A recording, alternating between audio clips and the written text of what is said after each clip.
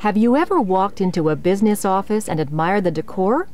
Or visited a new restaurant and immediately felt like it was your kind of place? Interior designers are responsible for creating environments that people respond to on both an emotional and visual level.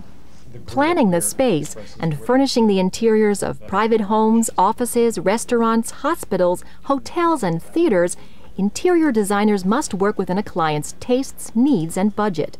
This combination of guidelines can prove challenging, and interior designers need to be persistent, imaginative, and open to new ideas and influences, since what's in fashion is constantly changing.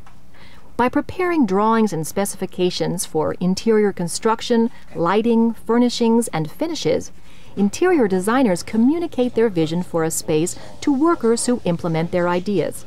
Some states may require interior designers to be licensed. Most employers require an associate degree or higher in art or design. But to get ahead, expect to join a professional design association.